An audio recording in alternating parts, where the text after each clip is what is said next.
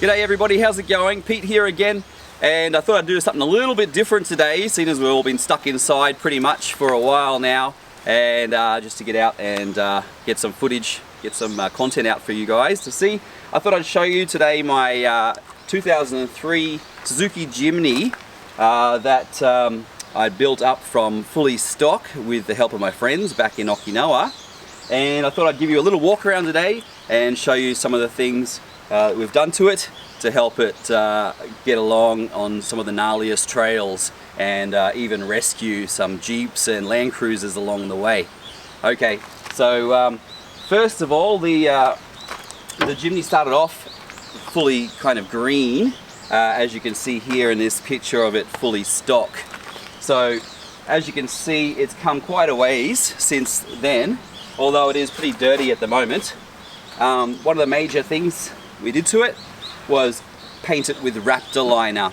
So I had about 5 litres of Raptor liner sent over from the US, and then with the help of a talented buddy in Okinawa, we painted it all up, and now it's got this scratch resistant, very tough kind of paint on it. So when I'm in the mountains and scraping along rocks or tree stumps and stuff like that, the body doesn't get all scratched up. So it holds up pretty well, and there's no need to wax it. I just pressure wash it off after the end of a muddy session, and it's back to good as new. Okay, so I've gone with the creepy crawlers here, Maxxis creepy crawlers. I think they're equal to about a 30-inch or a 31 or so. We don't go with the big fat wider tires on these kei cars, as we call them here in Japan, because it just doesn't have the power really to drive a big fat heavy tire having a 660cc engine in it. But these are quite aggressive, as you can see, mud terrain tire. They go very well. They got a good side bite as well, so they've handled awesome for me. It is a pretty soft rubber, so I don't think they'll last super long, but they do go fantastic, and they're not too noisy on the general road as well.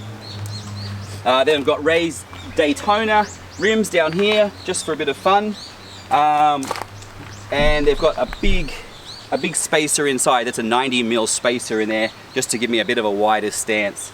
And then my good buddy Armando helped me put on these rubber flares, which are great because when you're going off-road, a lot of guys will take off their flares over fenders so that they don't get crushed with the FRP fiberglass ones. But these are rubber, so when I rub up against trees and rocks in narrower areas, they just flex in and Bob's your uncle, good to go. Around the front here, I've got this steel bumper here, which was originally just this bottom lower part here, and then I got this stinger bar here, which we welded on top just to give it a little bit extra protection.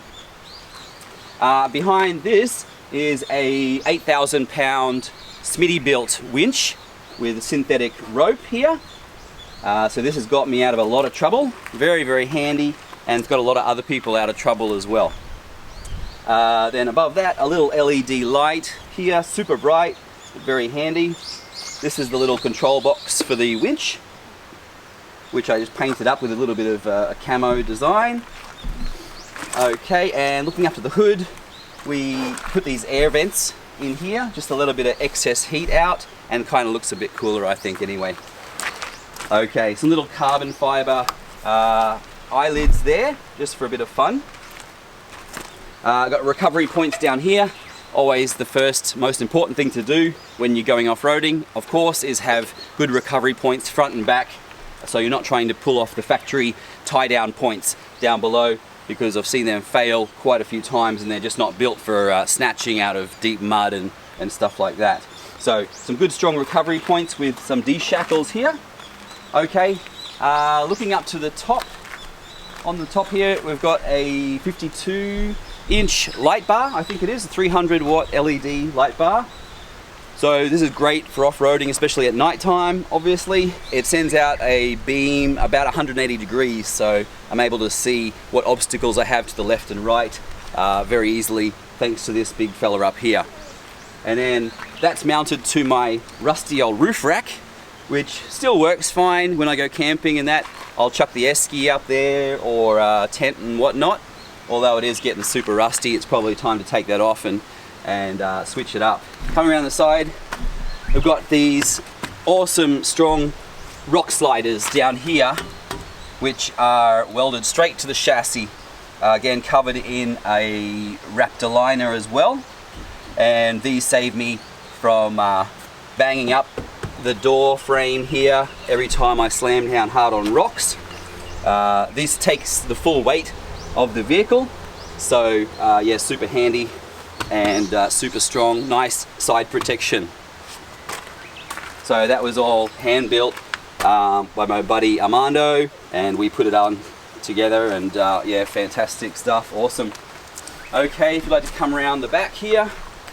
Okay, so around the back here, I've got two LED lights mounted to the roof rack for reversing at night time and helping me see obstacles behind me, and they can be angled out to the sides or however you like them. They're super bright considering how small they are, and very, very cheap, just like 20 bucks a piece or something like that. And then two more LEDs for general reversing down here. I'm running a this exhaust back here. Winner's Win, it's a Japanese exhaust. Sounds a bit better than a normal stock crappy sound, so it just looks a bit better. LED lights, aftermarket ones are put in, they just look a bit fancy, look a bit cooler, you know. Okay, let's take a look inside and see what we've done. So with the back gate here, I've just and the interior, I've painted these camo just because I like camo. So I've done this leaf pattern here just with leaves from my garden. I've come through and painted that up, and then a bit of the interior sides as well. And then I mounted this little rack back here so I can hold my little multi-purpose shovel, saw, blade, tool thing, and that has a few little tools inside it as well. But it's always good to have a little spade when you're off the road, just in case you've got to dig yourself out of mud or sand or snow, whatever it might be. So that just sits there on the back, locks in there. Okay, so looking around to the back of the vehicle now, as you can see, there's no seats in the back here now. We've taken them out and replaced it with a shelf we built at home, and it's all carpeted there. Just the toolbox, spare rain jackets, and then I'm not sure if you can see, but down here I've got an Optima yellow top battery here. This is a secondary battery, so this is being charged all the time by the battery, the main battery at the front, and this can be isolated via a switch we've put in here. You probably can't see that, but there's a little switch inside there to help, not to help, but to just isolate this battery to allow it to charge if I want to, or just to turn it off. And if I'm camping, I can run power from this inverter back here. This is I can't remember how much power it had, but it's got a bunch of ports on here for USB and regular power outputs on here. And I can isolate this rear battery, run power from here all night for LED lights or music or whatever it might be, and not have to worry about draining the main car battery and then being stuck in the morning. So I just isolate it, run whatever you want. So you can run the battery dead if you want to, and I'll just switch it back on, and it will draw power from the main battery at the front. Okay, I need to move this up out of the way. All important snatch straps. I've got dynamic, and then this is a static strap here. Always keep them on ya. You never know when you're gonna need them. Pull someone out, or yeah, get myself out of trouble. But so this is a dynamic one, stretchy.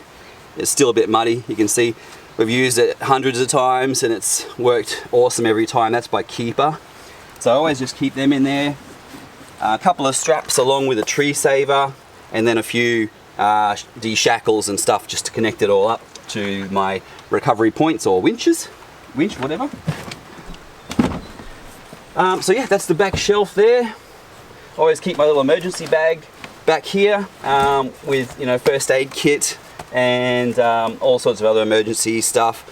Just whatever, you never know when you might need something just to get yourself back home. I keep this one in here too, a quick tire deflator by X-Bull. Allows me to get my tire pressure down real low very quickly. So I had that sent over from Australia. And so yeah, very handy if you need to go on terrain that benefits from having a lower tire pressure. I can let it out real quick, and then I have a little compressor out the front to bring my tires back up to street pressure when I'm back on the road. Also always good to have a snatch block for winching. I'm sure most of you already know, but if you bang one of these on, it will double the power of your winch. It will be twice as slow, but have double the power going around this pulley system here. It also helps you get around right angles of trees and all sorts of things you can use these for. Very handy, very good to have. And then just a bunch of other regular tools in there. Yeah, that's about it for the back, I'd say. So we'll go around, have a look in the cabin. Okay, so here we are now in the cabin. Nothing too fancy going on in here, but as everyone does, I've just replaced the steering wheel here with a nice little Momo steering wheel, better grip. I like the smaller wheels, more comfy. These seats have been replaced. These are actually RX-8 seats from a Mazda. Just a bit more comfy, I found. A little bit more of a bucket shape, holds me in place a bit better. And then I've got my switches up here for all the LEDs, front and rear, and the lower front one. Nothing much else has been changed. Oh, I've got a lever over here to activate my winch so that I don't have to connect the remote to it and climb out, get back in, and I can sit in the car here and I can draw the winch in, feed it in or out just via a little switch up here, which is super handy. That's one of my favorite little functions. And yeah, there we go. That's about it. I've just got a few extra tools and things I keep up here. Knife and lights and stuff, and a few little badges that I've gotten from buddies in the military and whatnot. One last thing I forgot to mention is the lift and suspension. Here we've got 5 inches total lift here with 2 inches body lift, 3 inches of suspension lift, and the suspension is Taniguchi, a Japanese brand that makes some quality suspension over here. So they're very flexy, they get a lot of traction off-road. I had to open up the wheel arch here so that the tires don't rub when they flex up and rubbing into the body. So I've cut away the front and back to give it that space it needs to travel. So there it is, pretty much. That's my little JB23 Jimny. They're very capable off-road, not the fastest on the road obviously, but here in Japan with the narrower trails off-road, these can get a lot of places that your bigger Land Cruisers and Prados and Jeeps and whatnot just can't get through to. So yeah, great fun. And yeah, thanks very much for watching. If you have any comments or questions, feel free to leave them in the comment section down below. Give us a like if you don't mind, I'd really appreciate that. And yeah, thanks very much for stopping by. Happy trails, have a good one, cheers.